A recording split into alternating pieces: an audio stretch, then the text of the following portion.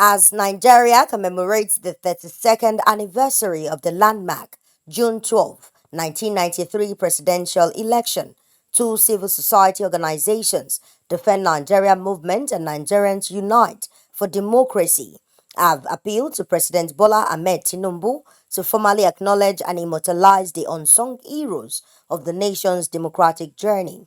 The organizations highlighted the historical weight of June 12, the day Nigerians overcame ethnic and religious differences to vote in what is still considered the most credible election in the nation's history, won by the late Chief MKO Abiola. They condemned the annulment of the election by then military ruler General Ibrahim Babangida as a betrayal of national aspirations, one that sparked mass protests and sacrifices that ultimately led to the birth of the Fourth Republic in 1999. While recognizing past effort, including former President Muhammadu Buhari's declaration of June 12 as a national public holiday, the groups emphasized that more concrete steps are needed to preserve the spirit of June 12. Comrade Razak Olukoba, convener of the press conference, says President Bola Ahmed Tinubu, a prominent figure in the fight for democracy, stands today as one of its greatest beneficiaries, adding that countless Nigerians who paid the ultimate price remain largely forgotten. We recollect with nostalgia how Nigerians all over the country on the historic day of June 12, 1993 went to the polls in a peaceful and cordial atmosphere, jettishing ethnic, religious, and other primordial sentiments which have always divided us. To speak with one voice as a people with a common destiny for the peace, progress, and prosperity of our fatherland. That historic election, which has been variously adjudged as the freest and fairest election in Nigeria's history, was sadly and treasonably annulled by the General Ibrahim Babangida military junta for his interest of self-perpetuation in power. June 12 has become a symbol of national unity and consciousness, showcasing Nigerians' ability to unite around an ideology despite our differences. This event has shown series of national consciousness, promoting a sense of togetherness and shared identity. The annulment of June 12 election didn't just mark a turning point in Nigeria's democratic journey. It is also a symbol of our democratic culture, resilience, and self-awareness. This event has inspired a biography of its own, highlighting its significance in Nigeria's history. The coalitions proposed the establishment of a national monument to commemorate the unnamed heroes and freedom fighters of June 12. They described these individuals as the invisible warriors whose sacrifices laid the foundation for Nigeria's democratic progress. The group also urged the federal government to take urgent steps to resolve insecurity by introducing state and local policing, thereby reinforcing democratic values and ensuring the safety of citizens. They further praised President Tinubu's economic policies under the Renewed Hope agenda, which include the removal of fuel subsidies and the harmonization of the foreign exchange market. These reforms, they noted, are beginning to reflect an improved infrastructure and fiscal discipline. Under the President Bola Tinubu, Ahmed Tinubu administration, things are getting gradually into shape. And it's not by accident or luck, but rather a product of our collective struggle for a better society.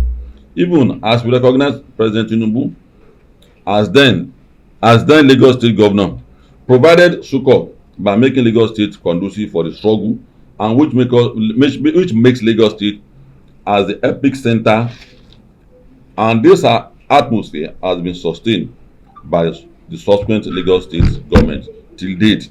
Is our belief that to whom much is given, much is expected.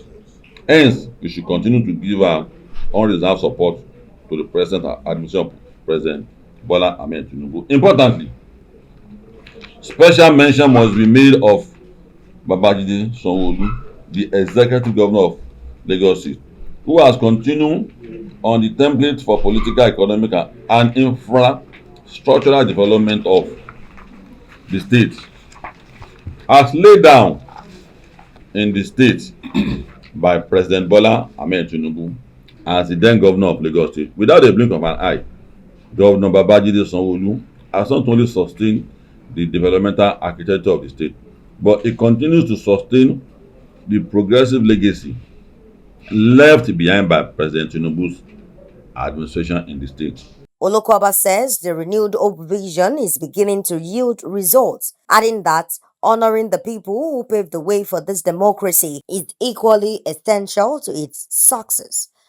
However, we may be able to say that this recognition appears to have been one-sided. The heroic deeds of the grassroots people define that struggle. Their resilience bore the banner forward, and their sweat and blood water the flowers of our struggle. Too many unsung heroes, too many forgotten ordinary people. President Tinubu himself, a player in the boardroom and the seat of struggle, need to pay attention to this. Let me mention one person. Richard Ogunderu was, yes, Ogunderu is my friend. I can pronounce his name.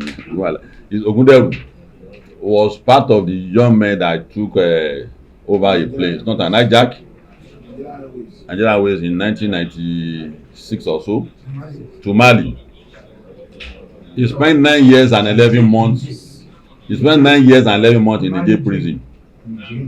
He has not been recognized to today. He was released during the Obasanjo regime after 9 years and 11 in Niger. All of us on the high table suffer one type of element or the other. As a result, I can't say again with my left eye because of Kondo Olokpa.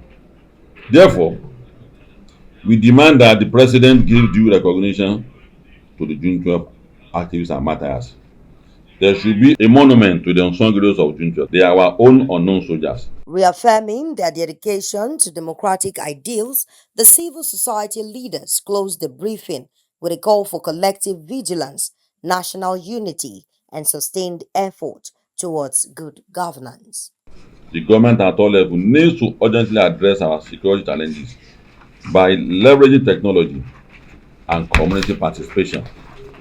State police and community policing have become a matter of urgency.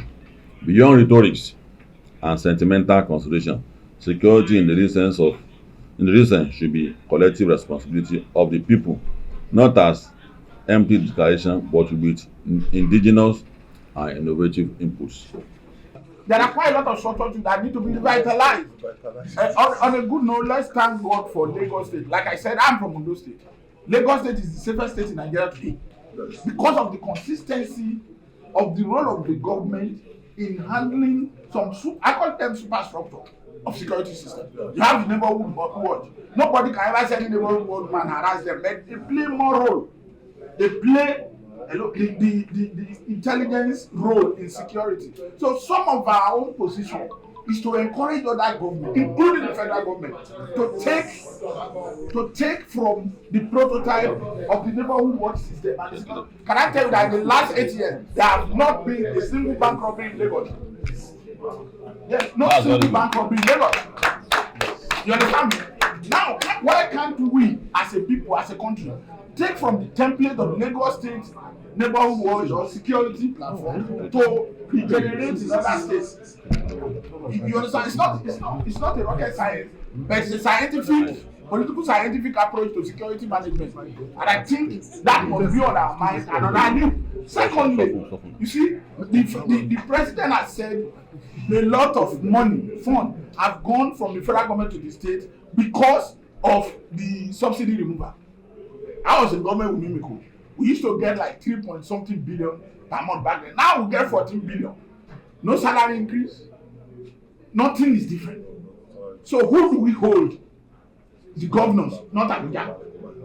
Because there is a limit to which the president can propose to the running of government. So those are the points we must take home. You understand? Even the local government fund is held by the state. So that we will be able to build our nation that we are dreaming of. The hemorrhaging of the Nigerian economy through fuel subsidy and the forex system has been, abrogated by the Tinubu administration, freeing up more resources to the federal government state government as well as the local government. So we implore the three tiers of government to ensure that those funds that have now come in triple, reflects in dividends of democracy to the Nigerian people. The government should also ensure that at all levels, because we have always made the mistake of assuming that only the federal government should be held accountable, forgetting that states also have responsibilities to their citizens, same as local government.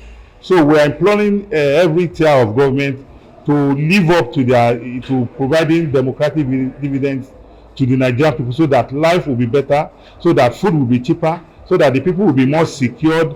We can create jobs, invest in our infrastructure that will generate, employment for the mass of our people. The rate at which the president is going is fine. The rule of law is one of the basic tenets of democracy and is upheld at its own time. Today, as you and I speak, across the country, people are embarking on one form of protest or the other, and they are not suppressed. And we also one of the people that say that views must not be suppressed, and also agree with us. You see, June 12 is symbolic. We remember clearly how he used to come in the dead of the night to join our protest. I mean, Tinubu himself. So I will never doubt his capacity to strengthen and promote democratic tenets in the country.